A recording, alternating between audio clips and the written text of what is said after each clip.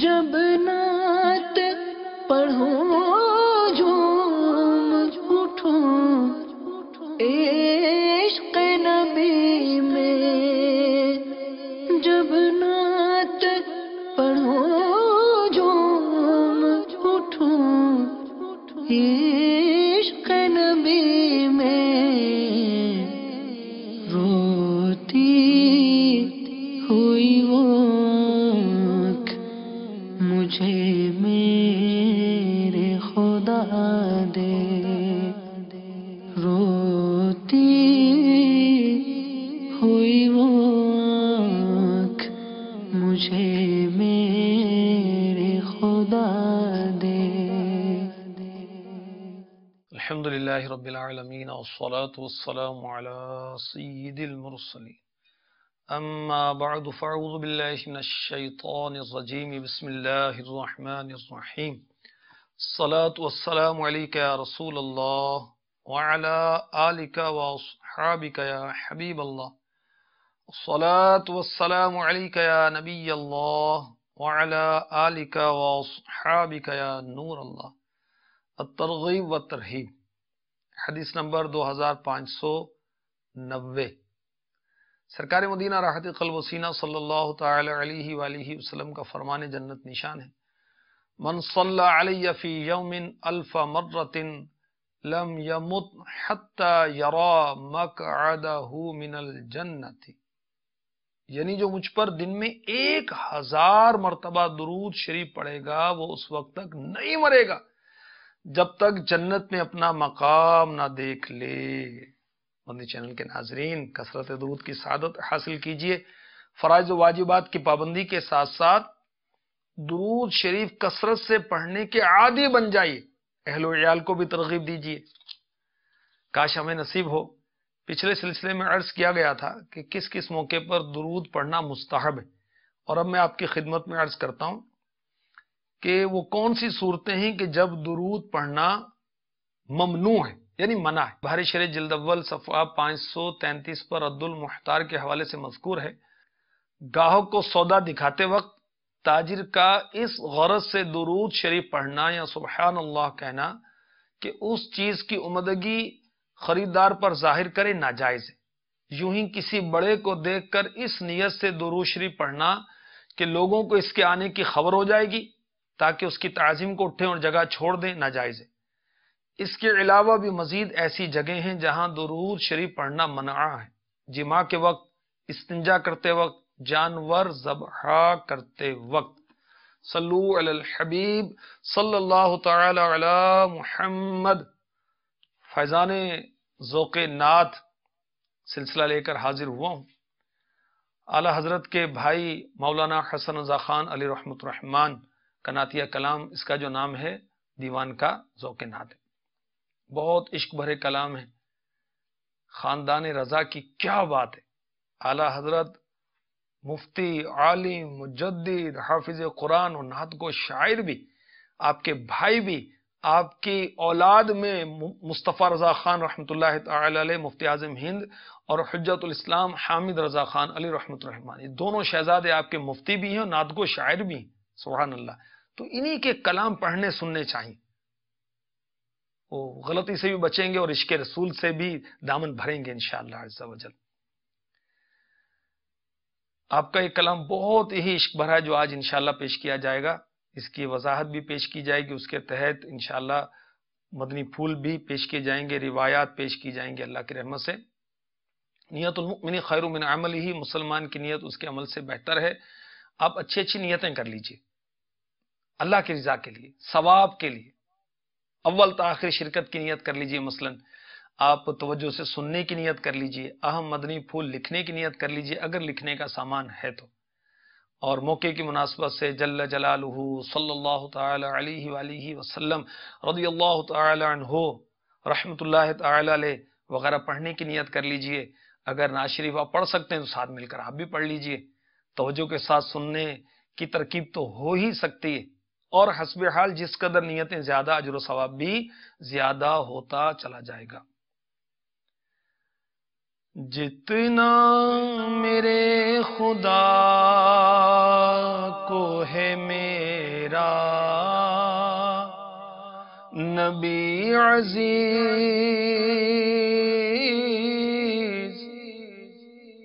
عزیز کا مطلب ہے پیارا، محبوب، پسندیدہ. میرے خدا کو جتنا میرا نبی عزیز ہے نا، سبحان اللہ. کونین میں کسی کو نہ ہوگا کوئی عزیز.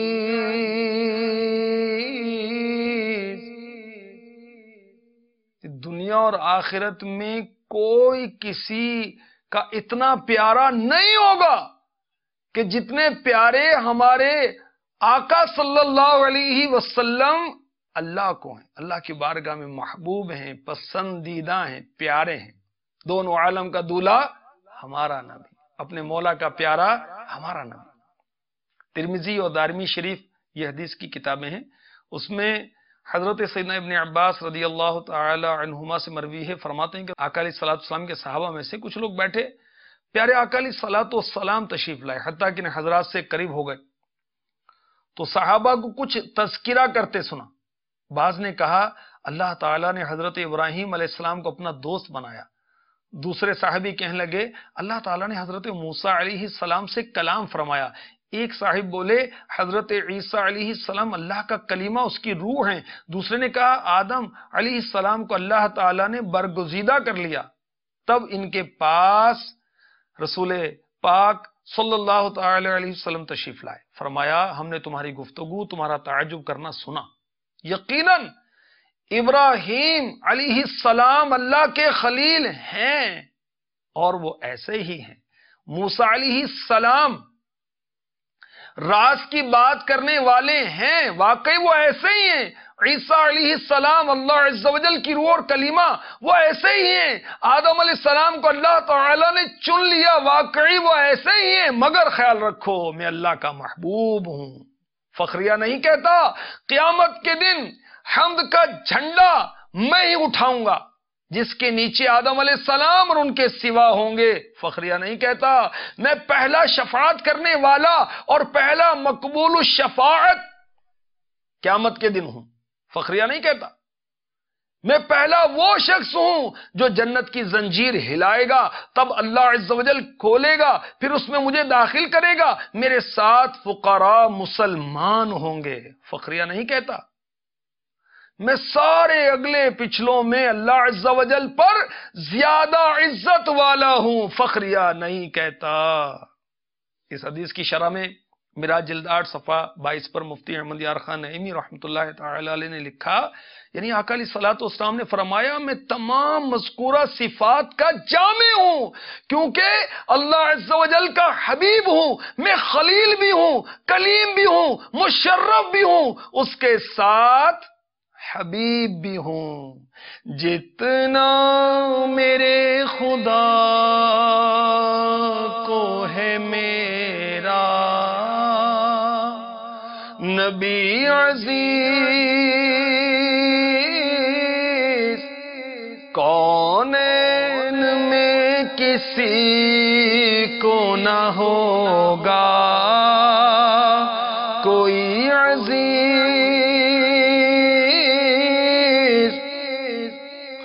جو کچھ تیری رضا ہے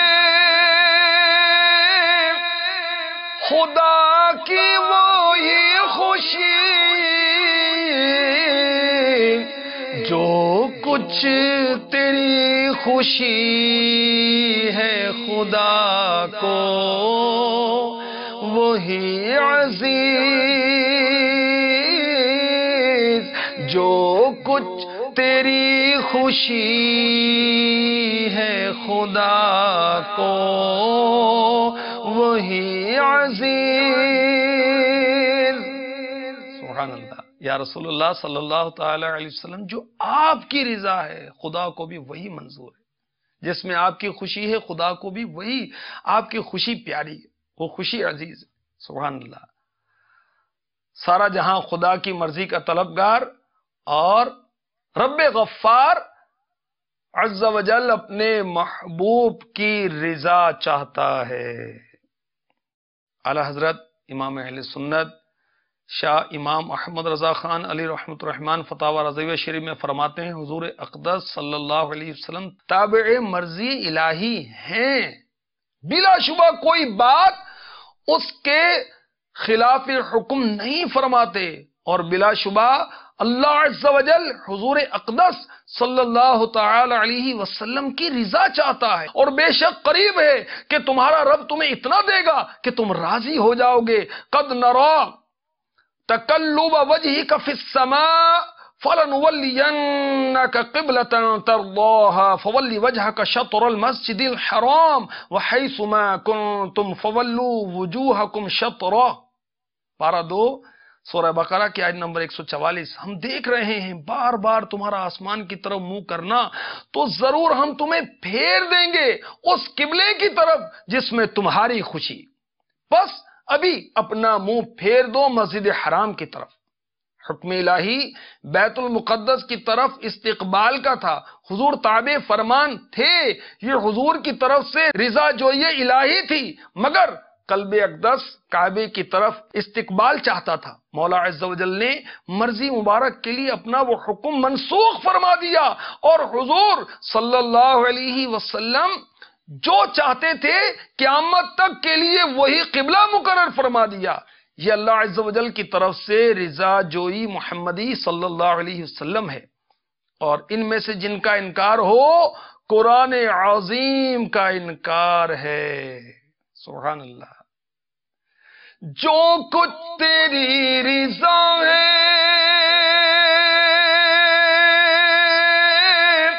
خدا کی وہی خوشی، جو کچھ تیری خوشی ہے خدا کو وہی عزیز۔ صدر اللہ فاضل خلیفہ اعلی حضرت حکیم حافظ سید مفتی نعیم الدین مراد آبادی رحمۃ اللہ تعالی علیہ تفسیر خزائن العرفان میں لکھتے ہیں سید عالم صلی اللہ علیہ وسلم کو کعبے کا قبلہ بنایا جانا پسند خاطر تھا، اور حضور صلی اللہ علیہ وسلم اس امید میں آسمان کی طرف نظر فرماتے تھے۔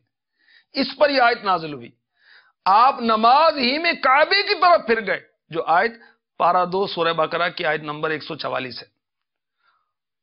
مسلمانوں نے بھی آپ کے ساتھ اسی طرف رخ کیا۔ اس سے معلوم ہوا اللہ تعالیٰ کو آپ کی رضا منظور ہے، اور آپ ہی کی خاطر کعبے کو قبلہ بنایا گیا۔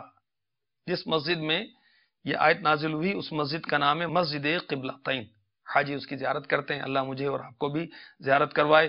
بخاری شریف کی حدیث پاک، سبحان اللہ، ام المؤمنین صدیقہ بنت صدیق رضی اللہ عنہما محبوب خدا حضور اقدس صلی اللہ علیہ وسلم سے عرض کرتی ہیں، کیا عرض کرتی ہیں؟ ما ارى ربك الا يسارع في هواك، میں حضور صلی اللہ علیہ وسلم کے رب عز و جل کو دیکھتی ہوں کہ حضور صلی اللہ علیہ وسلم کی خواہش میں تیزی فرماتا ہے، جلدی فرماتا ہے، عجلت فرماتا ہے۔ سبحان اللہ۔ اور قیامت کے روز اللہ تعالیٰ جب اولین و آخرین کو جمع کرے گا تو ہمارے آقا علیہ الصلوۃ والسلام سے کیا فرمائے گا؟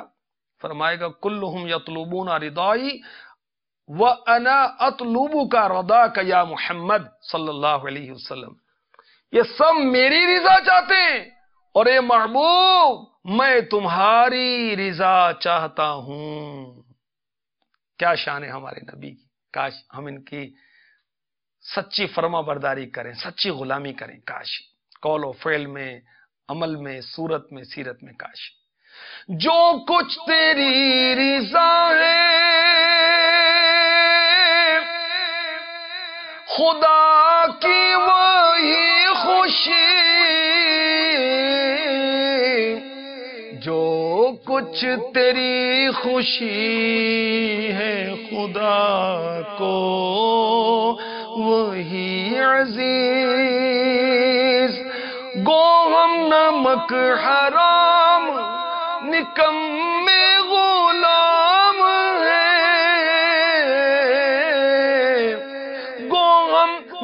نمک حرام نکمے غلام ہیں، قربان پھر بھی رکھتی ہے رحمت تیری عزیز۔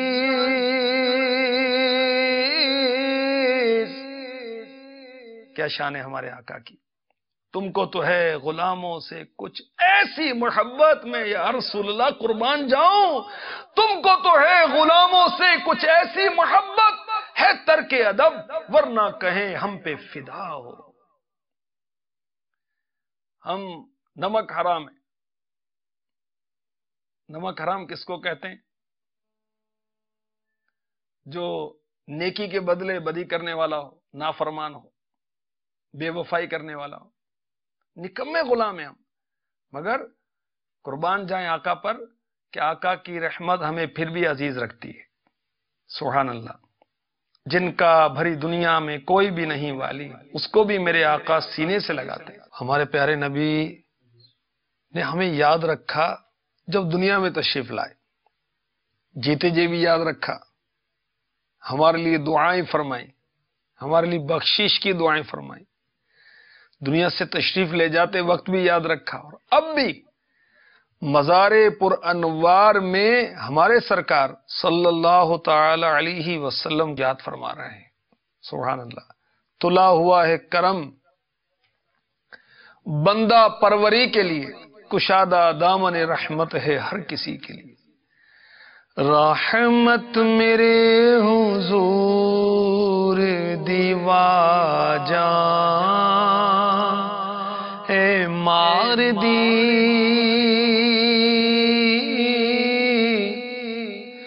رحمت میرے حضور دی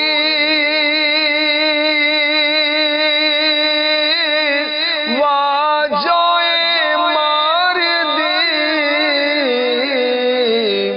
آجا گناہ گارا میں تینوں بچا لواں۔ اعلی حضرت رحمت اللہ تعالی علیہ فتاوی رضویہ شریف میں فرماتے ہیں، جب وہ جان راحت کان رافت پیدا ہوا، بارگاہ الہی میں سجدہ کیا اور رب حبلی امتی فرمایا، جب قبر شریف میں اتارا لبے جاں بخش کو جنبش تھی، بعض صحابہ نے کان لگا کر سنا، آہستہ آہستہ امتی امتی فرماتے تھے۔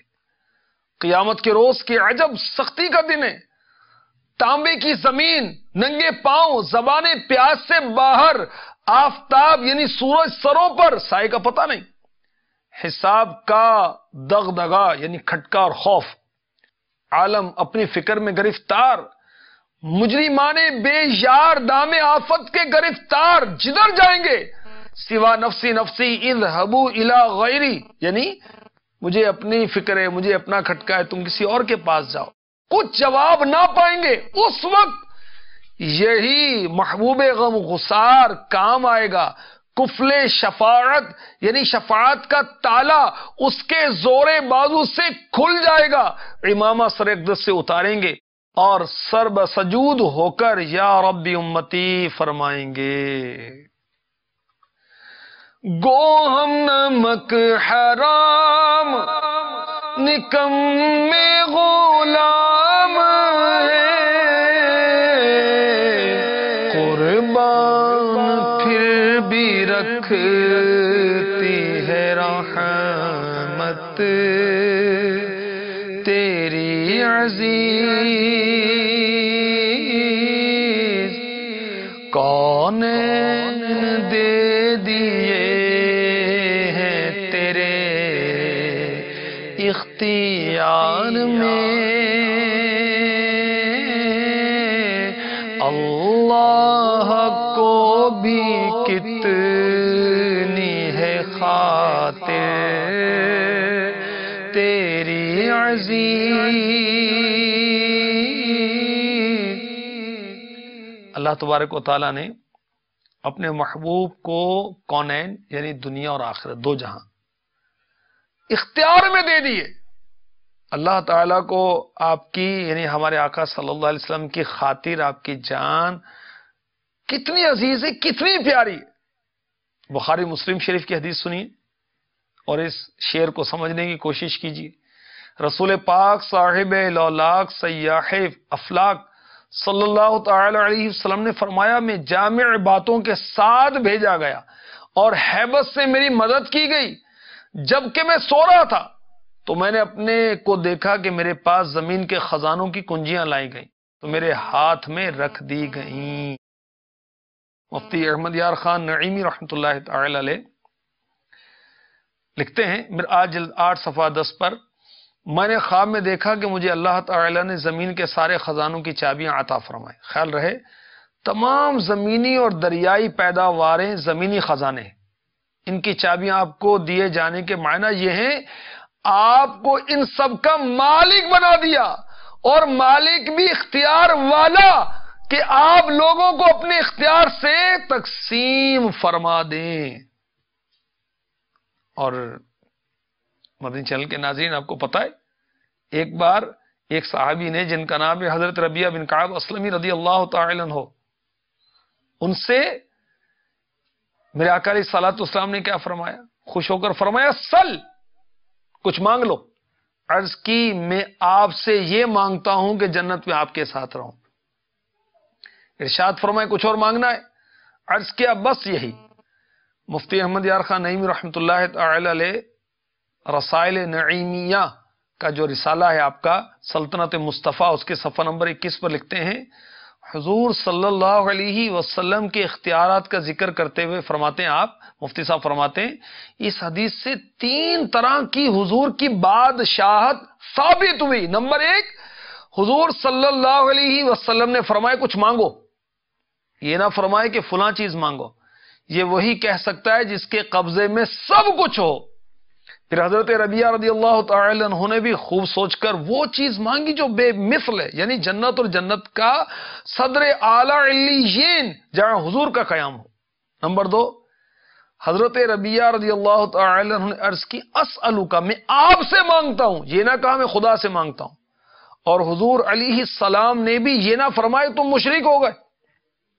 اور ظاہر بات ہے کہ چیز مالک سے مانگی جاتی ہے، ثابت ہوا حضور علیہ السلام اللہ تعالی کی ہر چیز کے مالک ہیں۔ تیسری بات اس حدیث سے جو ثابت ہوئی، حضرت ربیعہ رضی اللہ تعالی عنہ کی حدیث سے، مفتی صاحب لکھتے ہیں حضور صلی اللہ علیہ وسلم نے اس کے جواب میں فرمایا کہ کچھ اور مانگ لو۔ معلوم ہوا جنت کے علاوہ کچھ اور دینے پر بھی قادر ہیں، مگر حضرت ربیعہ رضی اللہ تعالی عنہ نے سمجھ لیا کہ جب اس باغ عالم کا پھول مل گیا تو پتوں کی کیا ضرورت ہے۔ سبحان اللہ، میرے آقا علیہ الصلوۃ والسلام کی بادشاہت، سبحان اللہ، اللہ نے آپ کو اختیار دیا ہے، سبحان اللہ، اور آپ مالک اللہ کی عطا سے، اور یہ بھی پتا چلا کہ میرے آقا علیہ الصلوۃ والسلام جنت کے علاوہ اور بھی دینے پر قادر ہے۔ کیا شان ہے ہمارے پیارے نبی صلی اللہ علیہ وسلم کی۔ قرآن کھا رہا ہے اسی خاک کی قسم، ہم کون ہیں خدا کو ہے تیری گلی عزیز۔ سبحان اللہ، قرآن پاک نے خاک مدینہ کی قسم کھائی، خاک گزر کی قسم کھائی، قرآن نے کھائی۔ یہ کہا، یہ ادب کی بات ہے کہ قرآن نے قسم کھائی۔ اللہ کے لیے بعض وہ کہتے ہیں کہ اللہ نے قسم کھائی، نہیں، اس طرح ادب یہ ہے کہ اللہ نے قسم یاد فرمائی، اور یہاں کہا جا رہا ہے قرآن کھا رہا ہے اسی خاک کی قسم۔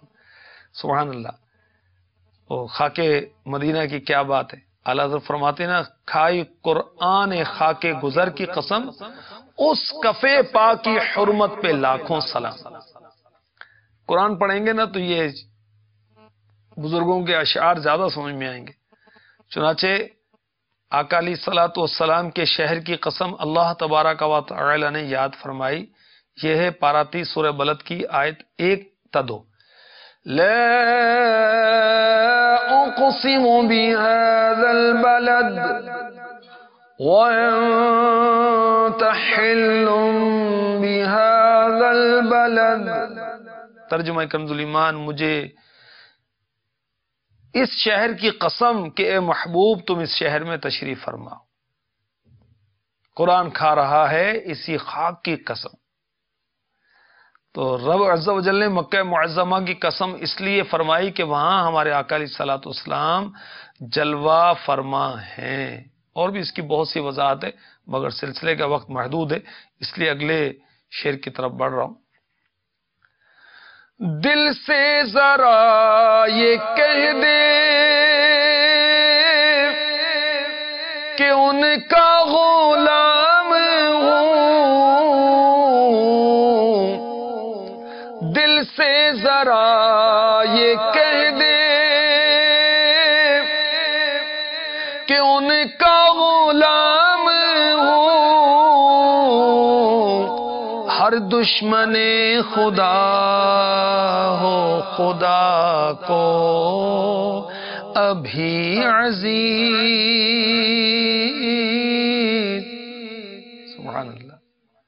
اگر کوئی دل سے کہہ دے کہ میں ان کا غلام ہوں، اللہ کے محبوب کا غلام ہوں، تو وہ دشمن خدا بھی ہو تو خدا کو عزیز ہو جائے، پیارا ہو جائے. سبحان اللہ. طیبہ کے ہوتے خلد بری کیا کروں حسن. طیبہ کے ہوتے خلد بری کیا کروں حسن. مجھ کو یہی پسند ہے، مجھ کو یہی عزیز. مجھ کو یہی پسند ہے، مجھ کو یہی عزیز. سبحان اللہ. استاد زمن مولانا حسن رضا خان علیہ رحمت الحنان اس شعر میں فرما رہے ہیں کہ مدینہ پاک کے ہوتے ہوئے خلد بری کیا کروں، جنت کیا کروں. مجھے مدینہ پیارا ہے، مجھے مدینہ عزیز ہے، مجھے مدینہ پسند ہے. سبحان اللہ. عاشقوں کی باتیں. مدینہ کیوں پیارا ہے؟ مدینہ اس لیے عطار جان و دل سے ہے پیارا کہ رہتے ہیں میرے آقا میرے دل بر مدینے میں. کہ رہتے ہیں میرے آقا میرے دل مدینے. مدینے میں پیارے آقا صلی اللہ تعالی علیہ وآلہ وسلم رہتے ہیں، اس لیے مدینہ بہت عزیز ہے. سبحان اللہ. تو مدنی چینل کے ناظرین، پتہ چلا کہ ہمارے آقا علیہ الصلوۃ والسلام اللہ کی بارگاہ میں محبوبیت کا مقام رکھتے ہیں. اور یہ بھی معلوم ہوا کہ جو میرے آقا علیہ الصلوۃ والسلام کی رضا ہے وہی رب کی رضا ہے. ہم نے یہ بھی سنا کہ پیارے آقا علیہ الصلوۃ والسلام اپنے نکمے غلاموں کو بھی عزیز رکھتے ہیں. سبحان اللہ. اور ہم نے آج یہ بھی سنا کہ دنیا و آخرت اللہ تعالی نے اپنے محبوب کے اختیار میں دے دیے ہیں. اور کیا بات ہے مدینے کی. اللہ تبارک و تعالی ہمیں نعتیں پڑھنے کی، سننے کی، سمجھنے کی توفیق دے. بعض ایسے ہوں گے خوش نصیب نا کہ جو سفر میں ذوق نعت اعلیٰ حضرت کے بھائی جان حسن رضا خان رحمۃ اللہ علیہ کا نعتیہ کلام رکھتے ہوں گے یا پھر ہدایت بخشش رکھتے ہوں گے، تو سفر جو فضول گفتگو میں گزرے یا موبائل کے نامناسب کاموں میں گزرے، اس کے بجائے وہ آقا کی نعتیں پڑھتے رہتے ہیں، اس میں غور کرتے رہتے ہیں اور جب وہ پڑھیں گے، غور کریں گے، تو انشاءاللہ آقا کی محبت سے دل لبریز ہو جائے گا، ہو سکتا ہے کہ آنکھیں بھی بہنا شروع ہو جائیں۔ اللہ تبارک و تعالی ہمیں آقا کی سچی محبت نصیب فرمائے، آمین بجاہ النبی الامین صلی اللہ تعالی علیہ وسلم۔ جب نعت پڑھوں جھوم اٹھوں